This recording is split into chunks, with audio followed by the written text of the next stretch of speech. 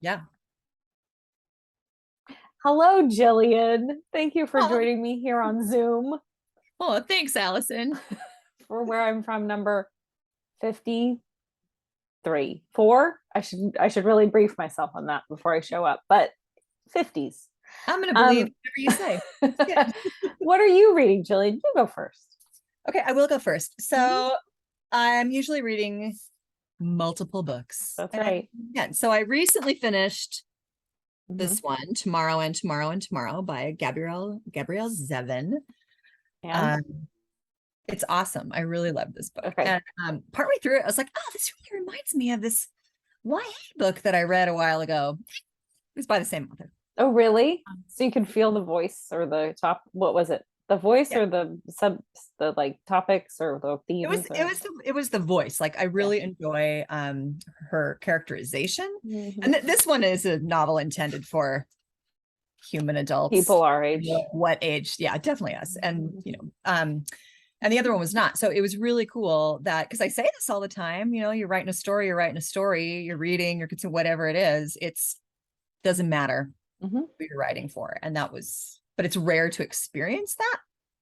So that was Yeah. pretty. And then of course, even rarer to be like, oh, this sounds I familiar. mean, did you give yourself a gold star? Because that seems like a I gold star moment to me. felt pretty cool Yeah. in that Yeah. moment. Yeah, Yeah. pretty good. But yeah, it's awesome. It's about three, like the short version is three friends who are building a video game together, Mhm. which on the face of it, I'd be like, I'm not gonna read that book. But it was fantastic. And the relationships, characterizations, it's got that whole like non-linear story structure with that I'm Sure, a which I'm a super big big fan fan. of. Hmm. Yeah, so satisfying. It's hard, Uh, beginning, middles, and ends. I know people like them, and I yeah, understand that, but I sort of yeah, I don't need them. just kind of, I All sort of, middles. my brain doesn't really work like that. No, So I like being validated that other people's brains also yeah, sort of skate around through time and space. absolutely. That's a good lean into my other book that I brought with me, Being the which is change. yeah, being the change. Lessons and strategies to teach social comprehension. So I usually do a balance of like, what's a book for Yeah. an adult I'm reading? What's my youth oriented books? And then I'm always reading something that's some kind of nonfiction. Yes. Because for my job, What part is of your it. job, Jillian? Oh yeah, Pretty I had cool a job. job. I know. I was like, oh, do I say what my job I is? think so I do because here. I feel like it relates very specifically to this That is conversation. absolutely true. So I'm the education director at Book It Repertory Theater here in Seattle, Washington. Hmm. And oh, I'm revealing information that hasn't been like actively publicly announced, but that's okay Oh, because but you're like allowed. It's real. yeah, it's been real for a while. So we are so Book It Arts Ed program is now an official community partner with Seattle Public Schools. Oh, yeah. So what that means for us is that we have a classroom in Queen Anne Elementary, which also happens to be the school that my youngest daughter attends and is currently Aw, there. that's And wonderful synergy. it's so good. It's all of my dreams come true. I got to like Ha. set up my own classroom. We rehearse in there. And then we're also providing services for Queen Anne Elementary and then the district as well. Those students get to serve as our like first audience and Yes. experts, and there's some really cool things there. Um, That is so cool. And I have known Jillian for a long time, since college, and I can vouch for that. You've been working toward this goal, though maybe not this exact one, because yeah, we don't know these things when we're in our 20s, but this whole time, like you're yeah, one of those people who's sort of doing the thing that you were talking about doing back then. And those people are a small group, yeah, who are doing the thing that they intended to do. And it'll come up after you read your poem, I'm sure. But Jillian has always been a gifted storyteller, in my opinion. Oh, thank you. That's why I got to focus on this nonfiction book. Make sure I'm sticking to a plan. Um, but I am like one of my best skills and my favorite things to do is like the in the moment person. I kind You're of very wish good I at that. worked in a think tank. Hmm. That would be, well, it would depend on which think tank, but I'd be real good at it. But making sure to like It doesn't seem like there are enough think tanks for the thinking that we do. Seems no, I like don't. there's a lot of think tanks for the other thinking. Yeah.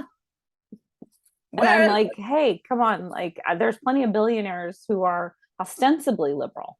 Right. And that's the So key part of the think tank, is being well compensated. yes, yes, just sitting around and thinking. Yeah, I Yeah. mean, and talking about your ideas. Yeah, absolutely. So these Well, kind of books, I fully support you if they're looking and for well, thank endorsements. you. I'll Yeah. just have only you as on my CV.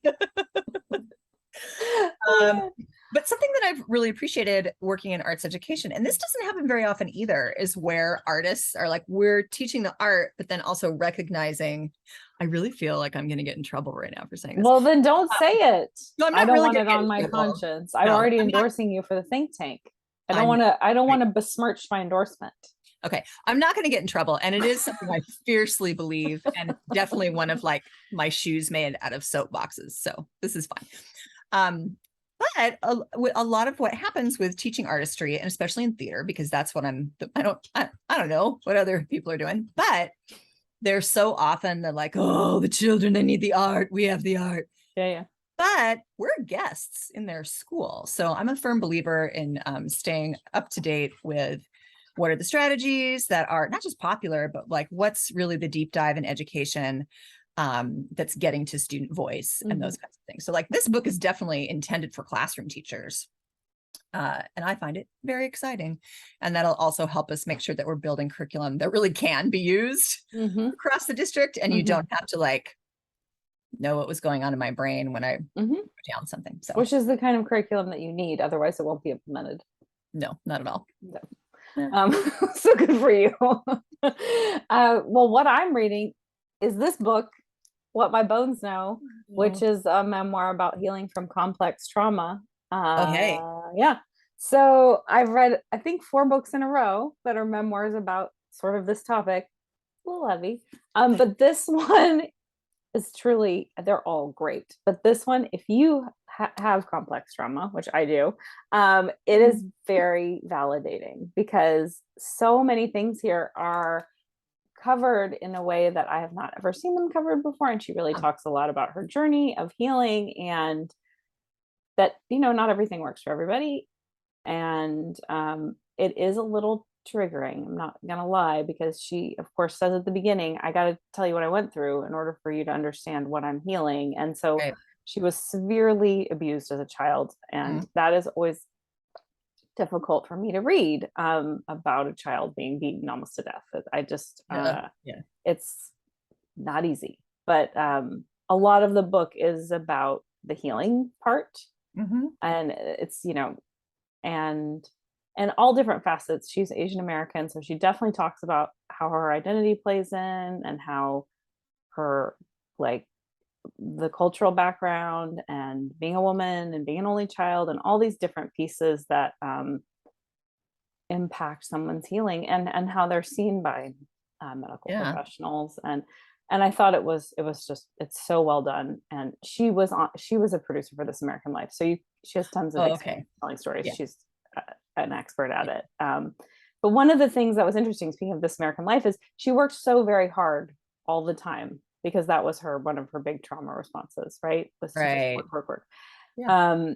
And how we live in a culture where that's rewarded, this kind of grind culture. And I think a lot of the people who are setting that pace are trauma survivors. As a person who used to work a lot, because it feels like, oh, well, if I do this, like if I prove my worth, like it's going to be better, right? It's not.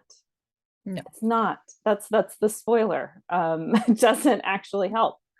And lots of time the work itself can be triggering. And I thought that was really interesting, how she talked about, like, it's difficult to heal when you're in an environment where you are feeling triggered all the time.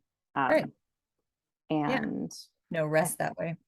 No, your nervous system never like resets, never relaxes. So I thought that was really interesting. And I have spoken to different trauma survivors who have worked in different like workplaces, and how many of us, people will be like, I can't believe that happened. And we'll be like, oh, sure, of course it did. Like your baseline of normal is not right. It's a little bit skewed. So that's what I'm reading. I highly recommend it. That's my spiel. Okay. I want to like buy it for everyone, but I also feel like that might be perceived wrong or incorrectly, or like, here's this book about complex trauma. No, I'm not saying anything. I'm not saying you need but it, read it. Just but it's a read great it. book. You might find some tools. Not that you need tools. So would you like to read on that note, would you like to read your poem about where you're from? I certainly would. All right. I'm going to see how my skills work here. Here we go. All right. Where I'm from. I am from dirt clods, from cheddar cheese and Crisco shortening. I'm from the wallpaper in every room. Florals, rabbits, my fingertips followed textures rough and smooth. I am from wheat fields, turning from green to gold with the seasons and always full of grasshoppers. I'm from roll-ups and freckles, from Catherine and Melvina. I'm from the meticulous planners and the wanderers, from figure it out and go outside. I'm from come follow me and basketball in the cultural hall. I'm from Denver and Scottish caves, rice and chili with cheese on top and cream soda. From the spotted horse my uncle rode to my dreaming grandmother, my great-grandmother's piano sailing across seas. In the floral carved buffet behind the cabinet whose door was held closed with a wedge of orange paper were albums and photographs, neat and loose, dated and identified with fading ink. I am from these captured moments, some forgotten and most embellished, ready to be a bedtime story, ready to be seen and shared. That was the ending, so I thought it was the right ending. moment. Yeah. So what was the experience of writing this? For reading it, it was wonderful because I know a lot of where you're from. So it was just like, oh, it all felt familiar. You don't name the place, but I felt the place nevertheless. Yeah. It was definitely, well, I'm a big, again, with the non-linear time.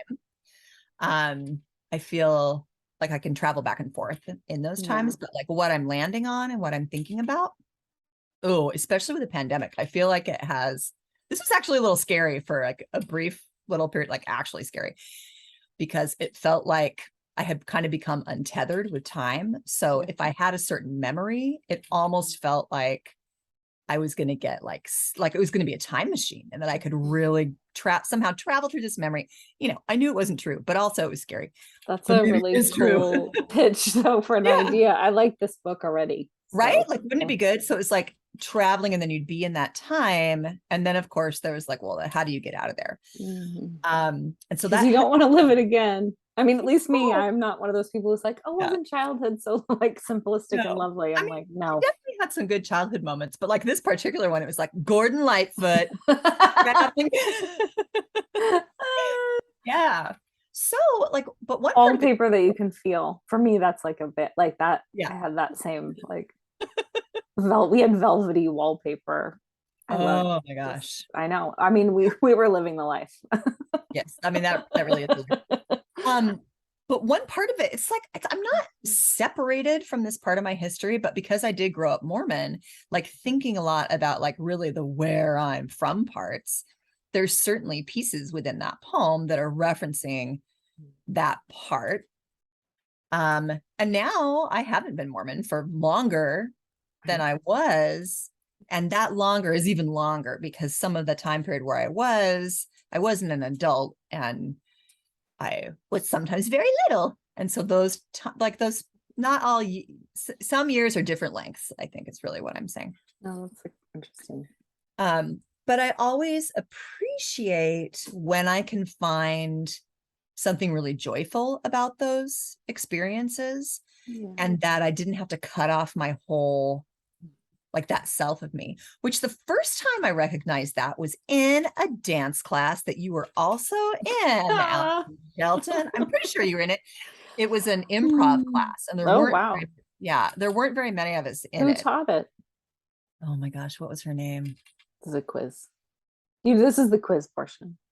This is a great quiz. I can picture her. It's okay. I don't remember what it was. Actually, it wasn't Robin. Was it Robin? Oh no, it was Robin. Yeah. I might have been in it then. That I pulled that out of my head makes me think I was there. I'm pretty sure there were like maybe 5 or 6 of us. Yeah, no, this is ringing. I took so many dance classes senior year because I was just like, well, this is the best. Yeah. This doesn't cost any more because there's 0 Yeah. credits. Yeah. I'm gonna take 5 dance classes. I know. Like, and Yeah. that part too. Oh my gosh. And like thinking about the like where I'm from and that where are you going part and just like, what did you think you were gonna do? For a long, long time, my like safety alternate universe thought was if I had stayed at Northwestern and gotten my master's in dance. Oh, Um, Annie actually did that. She's another one of those right. people who has Yeah. done something that she intended to do when we were, Yeah. and she runs a dance company, Yeah. Which that's which is really just cool. like, I mean, that someone did, because a lot of little girls especially dream Yeah. of becoming dancers, and many of them don't because Yeah. it's difficult on your body and you age Yeah. out of it. So those people that do it, it's like, I mean, it's astonishing to me. So Yeah. That's pretty cool. it's fun though to think of that. I still love dancing. I dance to exercise now, but It's a good way to go. it's just joyful, Mm-hmm. and it gets you in touch with a different. It gets me in touch with a different part of myself, and I love what you're saying about being able to access that joy. Actually, she talks about it in the book I was just talking Mm-hmm. about, that sometimes when you are walled off from parts of yourself, if you're walled off from all of it, not just the bad but also the Right. good, and so it's not easy to be able to access positive, to really get into Right. it.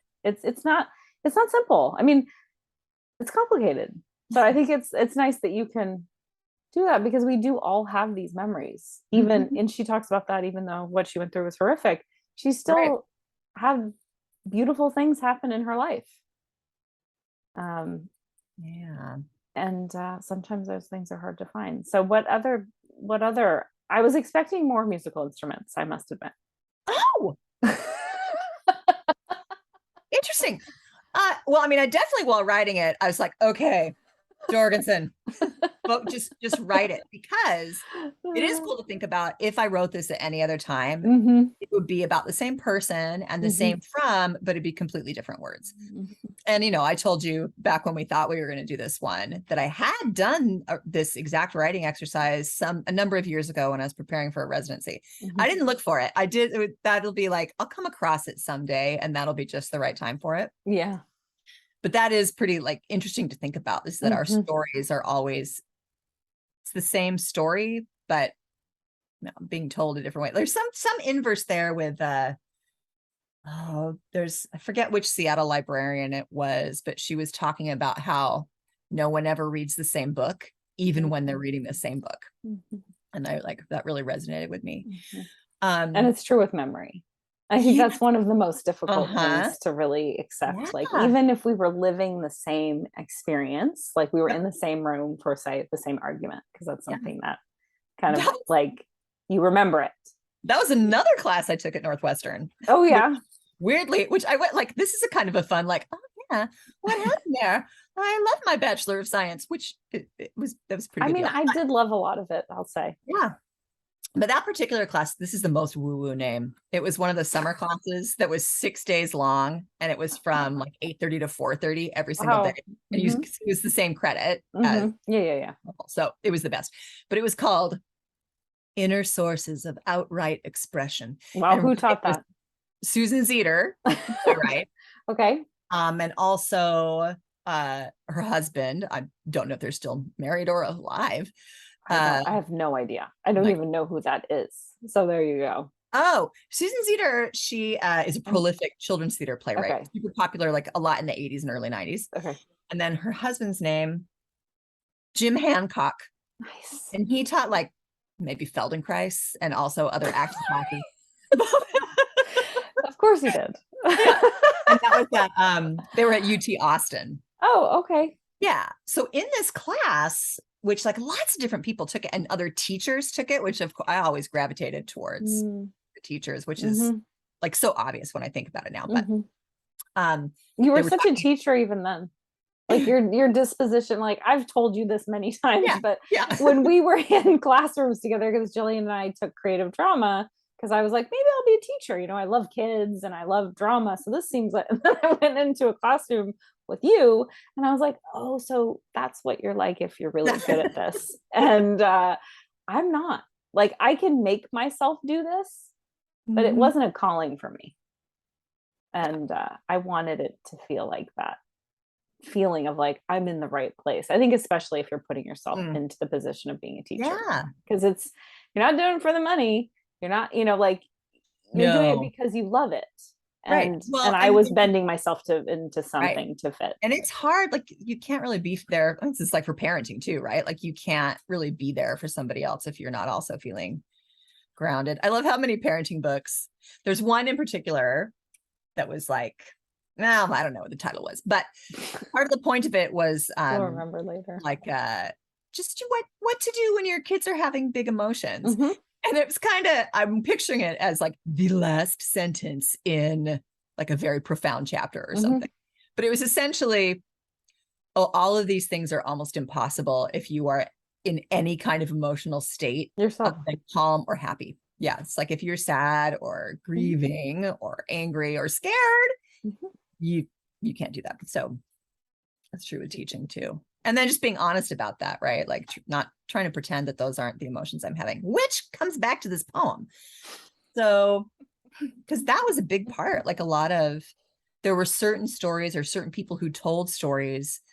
And I never, ever, ever thought of my parents' families like at the same time. So it was interesting in this poem to have both Catherine and Melvina, to have both of my paternal great grandmother was Melvina, that is I pretty much guessed that was paternal. Yeah, that's pretty good, right? And then my maternal great grandmother was Catherine. To have them be in the same sentence, in the same fragment, I've never ever thought about that. And why do you think that is? Do you think that's the religion piece, or where they're from, or just your interactions with them? Or I think it's both of those, like religion for sure. And because we were on completely different sides of the country, and because my mother grew up in Rhode Island and then Massachusetts, those like back east, like that had those stories. Oh, and when I was little, I got confused about what was Western Washington and what was Eastern Washington. They couldn't really understand how we could go back east to visit my mother's family. When you lived in Eastern Washington? Yes. Well, no, but the other way. I thought that we must live in Western Washington because the east was my mom's. But I didn't really comprehend that. Like, I mean, I did. And I think that happened when Mount St. Helens erupted, because on the news, they were talking about where the ash was falling, which was on our town, which also didn't make it into this poem. But yeah, that was May 18th, 1980. That was a big day. So did it feel like that's something I was totally fascinated with Mount St. Helens, and I was down here. So there was no real, I don't remember there being, the first time I remember like a weather event was when the Yellowstone fires happened in 88. And I remember I lived in Colorado by that point and being just like engulfed in smoke. And that's the first time I remember like, oh, these events affect us. Right. Many of millions of us, not just the people there. So what Mount St. Helens, that must have felt like, was it scary? Was it invigorating? Was it the ash falling from the sky? Super into volcanoes when I was so you hit the jackpot. It was amazing. And okay, so we lived in this house. So for a while we lived in a shed that had been converted into a house, and like I look back on it and I'm just like family of 6 in a shed. Well, that there were only 5 of us. Okay. Oh, well then then my dad and other people built this huge house, like we could roller skate in the basement. It was big. So we were living there, but we didn't have any grass in our yard. It was just still like farm dirt. And we would go out there. Yeah, so much dirt. And so we would go out there, and like I had made like a volcano out in the yard and took baby powder, because my little brother Ian was baby at that point, and sprinkled baby powder on the top to look like ash. And then the next day, actual ash fell on. Oh, did you feel magic? Nothing. Did you feel like you had conjured it? A little?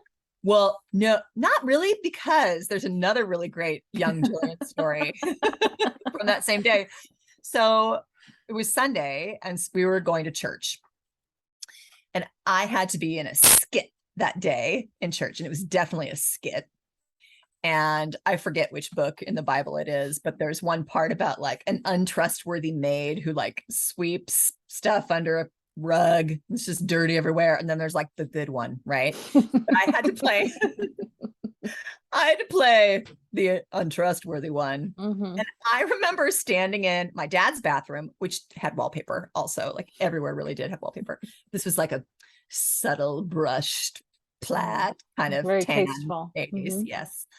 I remember standing in that bathroom and giving myself a pep talk about how it was okay. I was just so worried, but I was so scared of doing things bad, like being bad, that even just pretending felt, although I'm sure I played like witch characters or like things like that. That's different, I think. That's so different. Yeah, it was really different. And especially at church, which was the source of all that guilt. Exactly. Yes. So giving myself a pep talk in the mirror, my 8-year-old self, just being like, oh, okay. And then Ash fell while we were in church and it got canceled and I didn't have to do it because we had to go home for a natural disaster.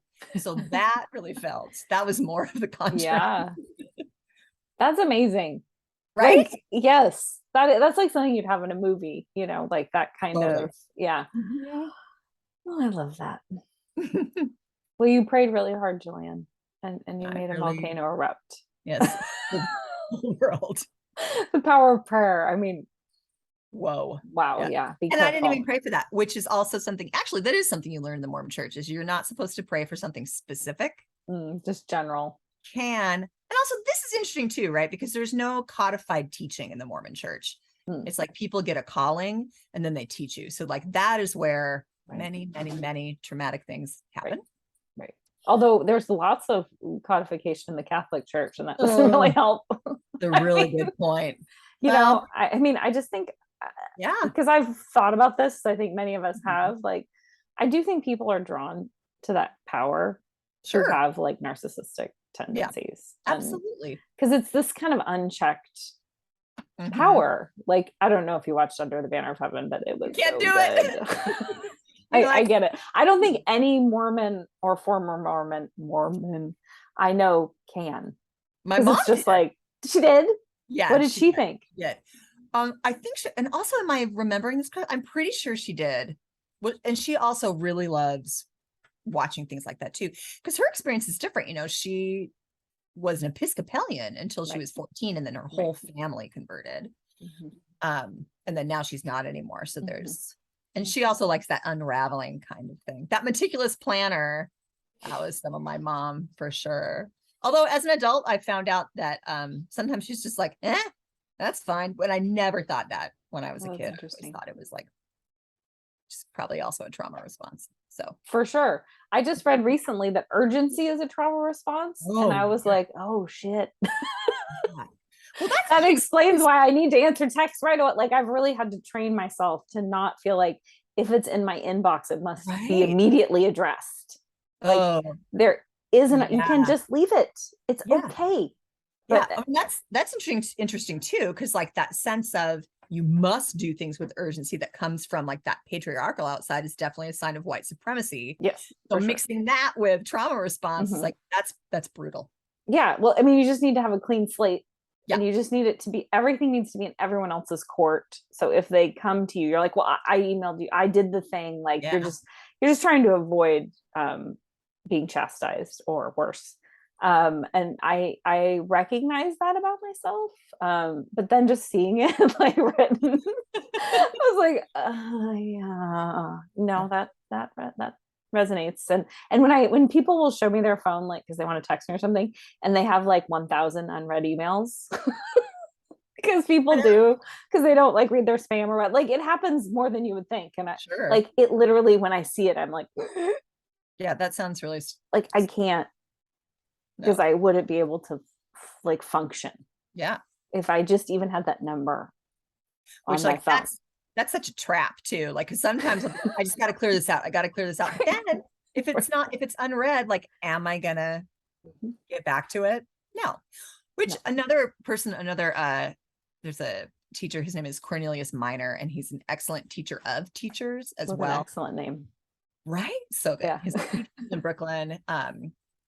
He's got a great book too, called We Got This. And it's like him as a comic book character on the front. And there's Oh, like nice. a story of that. It's Mhm. an excellent, excellent book. And I highly recommend like any trainings he's doing.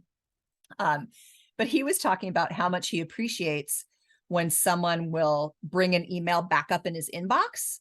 So Yeah. that reframe of,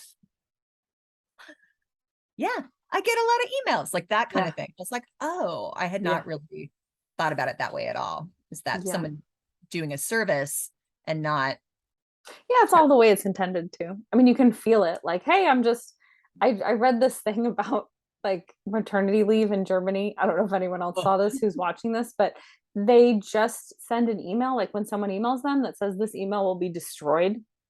So send it after maternity leave's over.